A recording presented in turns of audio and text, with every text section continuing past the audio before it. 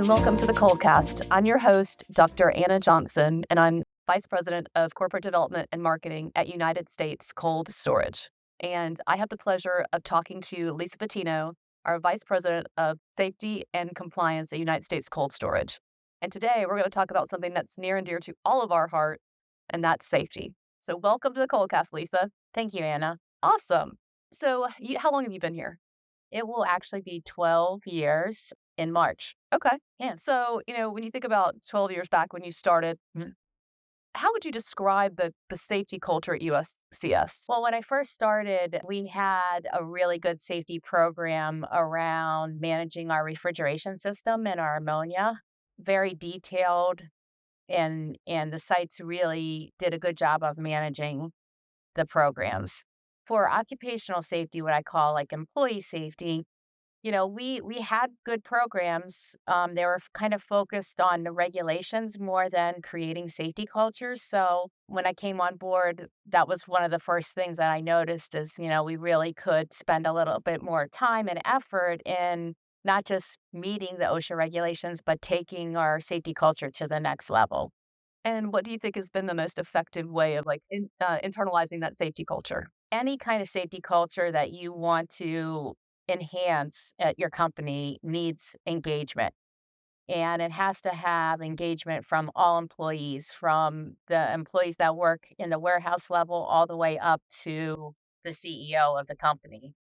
And I know that that's a way to create and enhance your safety culture. So I began trying to focus on getting the upper management involved in safety and then programs that would also get warehouse people involved in safety. And get them excited about it. Yes, Do yeah, you have any examples of some of those things that you've done? sure. So when we first started the program, we created a thing called SLAM, Stop, Look, Assess, Manage. And it was a whole, with the help of the marketing team, there was posters, there were stickers, and basically we're trying to create situational awareness for the employees. So when they go to do tests, they can stop, look around in their environment, assess if there's any hazards, and then manage them. So that was kind of the first engagement program that we created. And then we just built on that with different programs. So that was kind of your first foray Yeah. into building that kind of institutionalizing that safety culture. And then you moved on. I think, it's interesting because you did get everybody else involved in it. Marketing, HR departments, all those things. So you really are trying to bring everyone together to make sure that we're all being safe because really our people are our most important asset. Yeah. And I mean, to that point, safety is not a safety person's responsibility, it's everybody's responsibility. So, in order to get everyone involved, that's one of the important parts of creating and enhancing your safety culture is recognizing that everyone is responsible for safety. Right.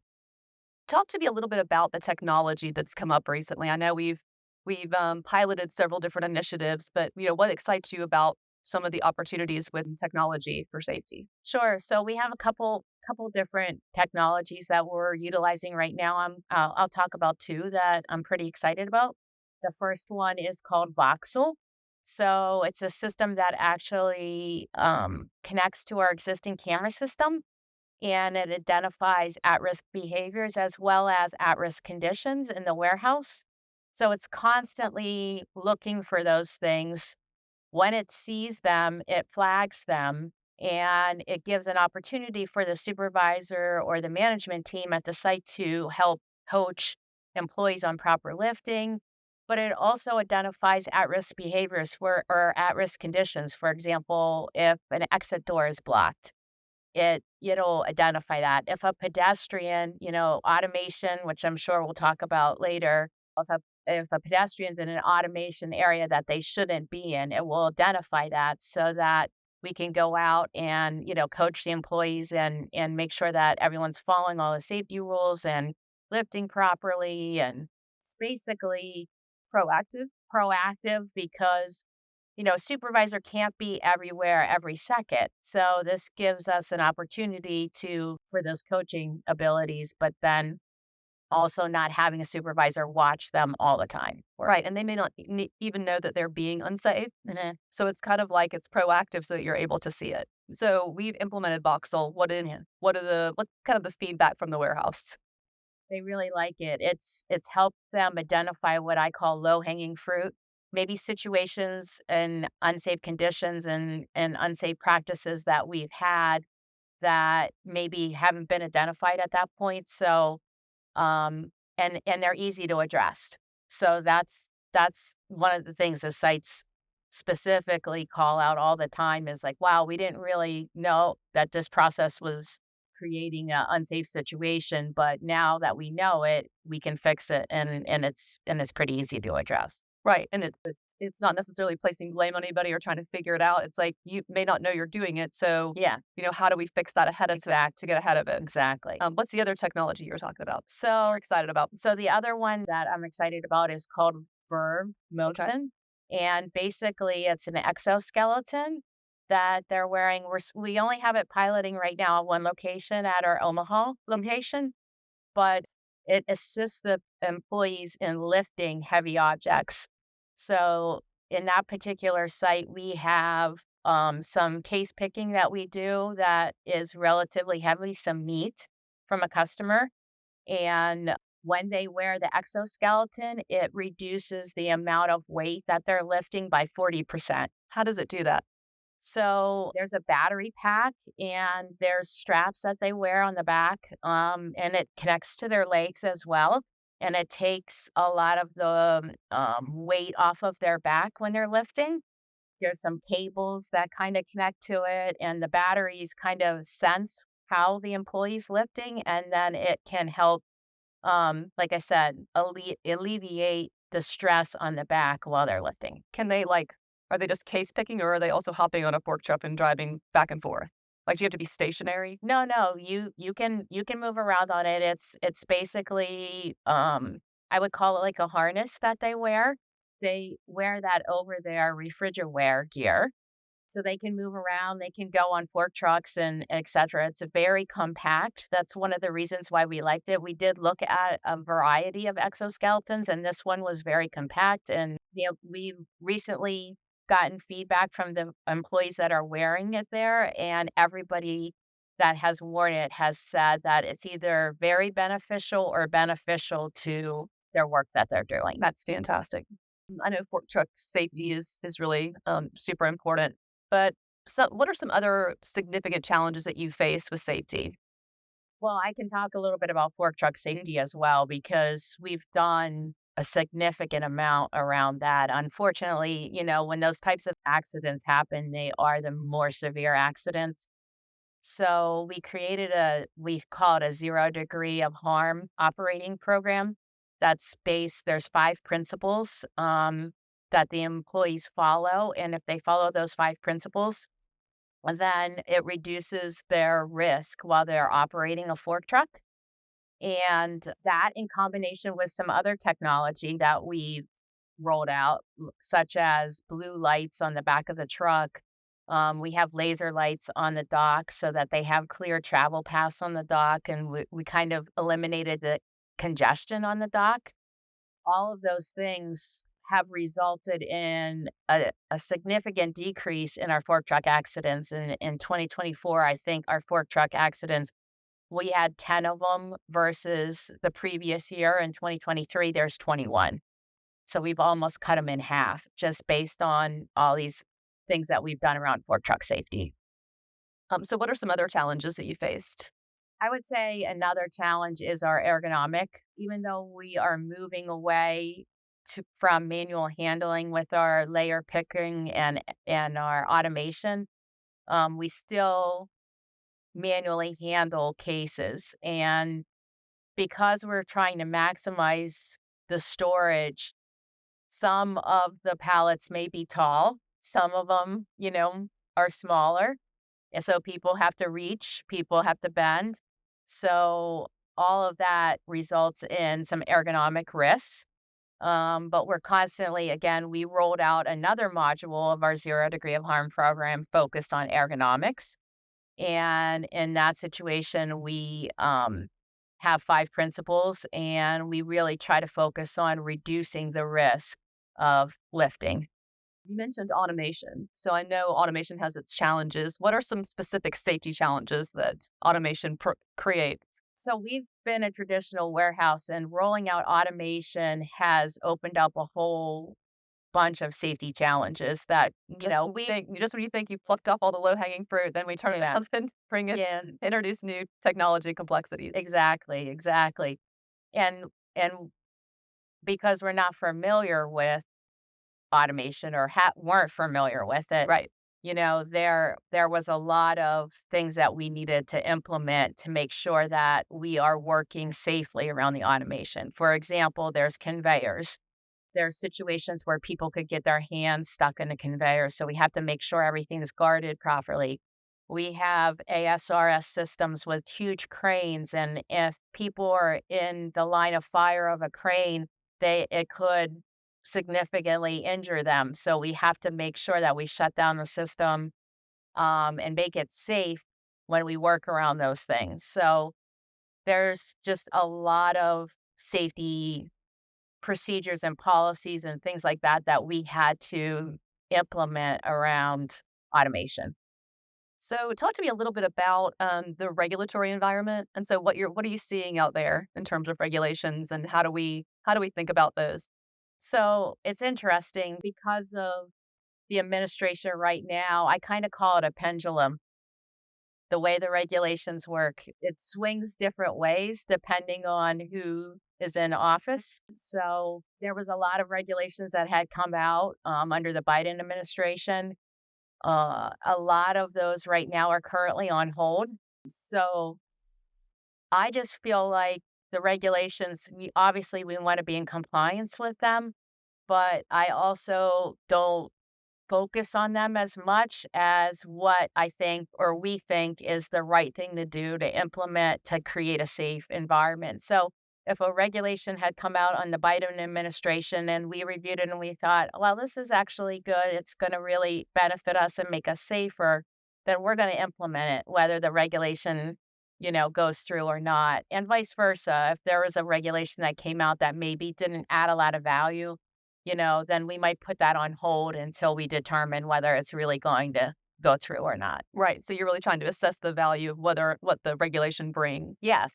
So tell me a little bit about our compliance priorities for 2025. Well, 2025, in looking at our data, I mentioned how we've reduced our fork truck accidents. Mhm. Unfortunately, we've seen an increase in slips, trips, and falls. So, one of the things that we're really going to focus on in 2025 is creating another 0 degree of harm module around slips, trips, and falls, because we have seen that increase on that, and that we think that'll help. Is it just relative, like, hey, we've reduced our fork truck incidents so low that now slip, trips, and falls are just popping up because it's such a small amount, you Yeah. know? Yeah. Like, is that the reason, or is there something else that was driving it? Well, we really don't know 100% what the reason is. It's hard to analyze the data and really determine that. It possibly could be that, but you would hope the slips, trips, and falls would kind of stay the same, and Right. the fork truck accidents would go down, but that's not what we're seeing. So that's why we collect the data. That's why we look at what type of accidents we have, so we know where to focus our efforts. As far as other regulations in 2025, I think we haven't talked about this yet, but food safety is something that we're always watching, and there are quite a few FDA regulations that on traceability that we're managing through GCCA, and our organization is really trying to focus on making sure that we have the ability to track traceability. So going into 2025, even though that regulation is not in effect until later, and I think 2027, we're still preparing for that because we think it's something that is going to be implemented, and we need to make sure we have all our ducks in a row so that we can track that traceability. Do you think customers are preparing the same way, or are we gonna be, like, a little bit ahead of the game because we're working on that now? I think it's a mix. I think we have customers that are already on top of it and asking us how we're going to track this and how we're going to do it. I think probably some of the customers maybe don't are not aware or not aware of all the details that need to be done. So we have kind of a mix going on there, but we definitely are getting questions from customers about this regulation and how are we going to be able to manage it. Yeah, along with customer compliance, I know Syracuse was our first USCS facility to receive the AA rating on an unannounced BRC audit. Sure. So tell me a little bit about that and how that has influenced safety and kind of what you think about Syracuse. And that's in Utah. When we started doing BRCGS, or Briggs as it's sometimes referred to, it really helped us get our processes in line and create consistency. So right now we have 33 facilities that are BRCGS certified. Recently, the GFSI changed the requirements so that we needed to have an unannounced audit. So Syracuse was the first facility that went through that. And it is a little daunting and scary kind of because you don't know, when they're coming in. But the thing I have to say about Syracuse and all of our facilities really is for when it comes to BRCGS, they understand that this is not something it's not a week before the audit thing. You have to maintain those processes and procedures and things like that the whole time. So Syracuse really stepped up to the plate, have been managing the processes, have been maintaining it all of those times, and them getting the AA plus, the plus is the unannounced part, really set the stage for all the other facilities to be prepared for it and understand that it's not a week before the audit type thing. This is something that we have to constantly be managing. What kind of advice do you have for our listeners out there in terms of, you talked about the unannounced audit from the BRC. What advice do you have for anybody that's getting ready to go through this? Well, say what you're going to do and do it. That's my advice. It's great. So if you write a procedure that you're going to be able to do mock recalls and use your warehouse management system and then do it. If you have a procedure that says all damaged product needs to be stored in a particular location and classified a certain way in the warehouse management, then do it. Though basically the way the BRCGS is set up is it gives you a lot of freedom. It says, you have to do certain things to keep the product safe, but it doesn't really tell you how to do it. So that would be my advice is figure out how you're going to do those things and then write them down and then make sure that you're doing them that way. That's great advice, Lisa. Talk to me a little bit about, because we all love to talk about ammonia, if not to say cold storage. So tell me a little bit about ammonia and safety and how what kind of things you put in place for ammonia. So, like I said in the initial conversation, when I first came at US Cold, we had a pretty good program around ammonia safety. We follow process safety management and risk management plan, which are OSHA and EPA regulations. And again, those regulations are kind of similar to the BRC. I mean, they basically don't tell you how to do things, but they tell you what you need to do. So we had the opportunity to create programs around managing things. So some of the things that we we do is I have Kelly Moss on board. She's actually a chemical engineer. Hi, Kelly. She's a chemical engineer from Pitt. Yay, go Pitt. And she has really taken our program to the next level. So we were really running on those old programs that were in place when I first came because they were effective and good. But Kelly has kind of taken our process safety management program to the next level, involved with technology and electronic tracking. And we were doing a lot of stuff on paper and it was working. I mean, not saying it wasn't, but that would probably be the one thing that I would mention the most is that, now we're kind of going into in the current century of how we're going to manage our PSM program by utilizing computers and tracking and things like that. And Kelly has helped brought us there. Well, it's interesting. You said Kelly was a chemical engineer. So actually, when I'm curious, how did you get started in safety? So I basically was an environmental health major, and I thought in my mind that I would work in a lab and analyze water. I did a lot of water treatment. That was my big thing. I was really interested in, took a lot of classes about water treatment and so on. And there was a lady in my class. Her name was Lisa Battino. She said, "I want you to come work for me for your internship at Sunoco."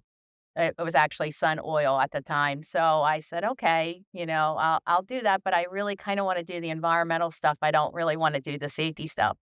And she was like, "Well, just come work for me. I'll let you do some work with the environmental and you can work with me too and we can kind of split your time." After I did that internship, I realized that I wasn't really utilizing all my skills by just being in a lab, and working with people was really my strength.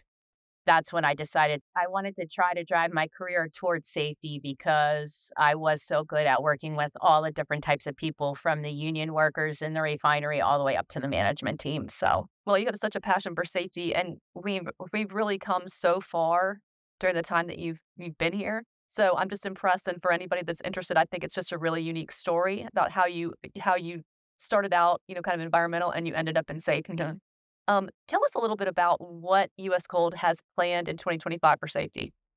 like I said, we are working on another module for the 0 degree of harm, the slips, trips, and falls. That's really our main focus right now. And then another thing that we're working on in 2025 is we are doing a new audit program. So in the past, we have done internal audits where we go to the facilities and we do either an unannounced or an announced audit to kind of simulate what it would be like if OSHA showed up. And what we decided to do this year is we're actually hiring a third party consultant that specializes in safety and has safety professionals that work for them. And they are going to implement the audits at various facilities. And we think this is going to be a great benefit because these are people that have seen other facilities. They see best practices. They can help us. Like if there's a problem or a situation that comes about and we can't figure out how to solve it, they might have seen this at another location. So, getting a fresh set of ideas, a fresh set of eyes on our warehouse, I think is going to be a huge benefit.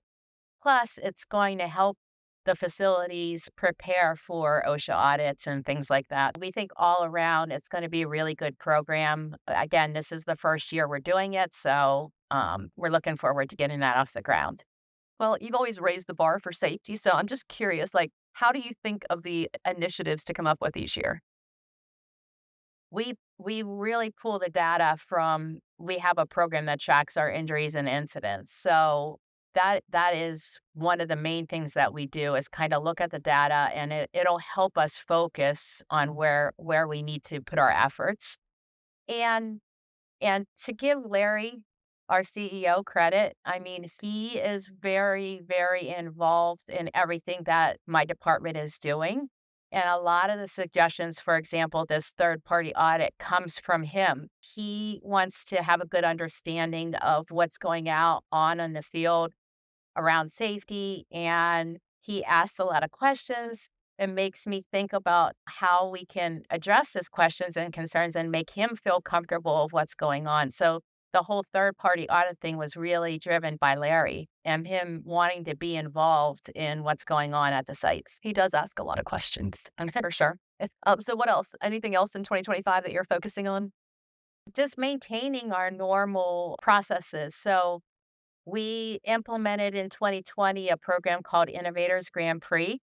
And basically, it's a contest where the facilities get awarded points for doing proactive safety things. Some of the things are required by our safety directives, but other things are extras, or innovative things that they want to try to kind of improve our safety program, incentive programs, things like that. So they get points awarded on that, and we have seen, a great benefit from this because going back to your first question, this Innovators Grand Prix really engages everyone in our safety programs. Right, and everybody can see it because it's like a dashboard and had you just can see who's winning, Yes. doing all Yeah. those things. So it really compels people to make sure they want to participate in it. Sure. And then whoever the winner is gets a big celebration at the end that, Larry attends. It has been a very beneficial program to increase that engagement, which is really, really important. Talk to me a little bit about the hits dashboard in Tableau. There's been a lot of information in our hits, with which hits is our incident tracking system. I'll just preface that, but that we've been gathering since I started. I think we rolled it out in like 2017. When you go into the system, you can pull the data out of it, but it's really hard to visualize it. Last year, we recently implemented with the Tableau team a system where we could pull the data out of our incident tracking system and visualize it and be able to sort it by what work areas. We can sort it by employee jobs, whether it's warehouse, maintenance. We can sort it by employees' time with us, their experience doing the task. There's just a lot of types of injuries, body part. There's just a lot of different things that we can look at. And instead of just seeing a whole bunch of words on an Excel spreadsheet and trying to figure out where the trends are, this gives us the ability to visually see it so that we can address it. What a great use case for Tableau, really. It Be is. able to visualize it and see it there, and then actually be able to take actionable advice and come back. So, you're really using the data to drive some of your decision making, which I think is great. Yeah, and the other thing that's great about hits is a lot of time at the corporate level, we look at the company-wide thing, but a lot of the facilities want to know what their main issue is or what they can specifically work on themselves. So the way the hits dashboard works is they could sort by region, you can sort by location, so you can really focus in on what the trends are for your location. So I think the facilities really like that. That's great. Well, we know that safety is everybody's job. So, do you have any thoughts on how you get our warehouse associates involved in safety? Sure. So we have a program we call Slam Dunk. And basically, it's an opportunity for an employee to identify an at risk condition. If it's something that they can address themselves, like for example, if there's a broken pallet on the ground, they could pick it up, then they do it. If it's something bigger that a supervisor needs to be involved in, they kind of fill it out on they have a little pad that they fill out and mark down what the issue is. They turn it into their supervisor and then the supervisor can address it. So a lot of the facilities utilize slam dunks for their incentive program. So if an employee does a slam dunk and they find something and they fix it and they turn it into their supervisor, they get put in a hat to kind of get drawn for a prize every month. So it is really boots on the ground engagement in safety. And we think that program is one of the key things that a warehouse employee can do to really get engaged in safety. That's great. And I would say too, we get a safety gift every year. Yeah, if we meet a certain criteria, we get a Yeah. safety gift, but we get it. It's not just the warehouse associate, it's the people in the corporate office that get it. Yeah. So it's like, hey, hey, you not only you're thinking about safety, but we're thinking about safety as well. So I think that's important. Yeah, the safety gift is something too. We do it in January, and it's also an opportunity for the management team at the sites to stress that safety is important and it is a value in everything that we do at US Cold.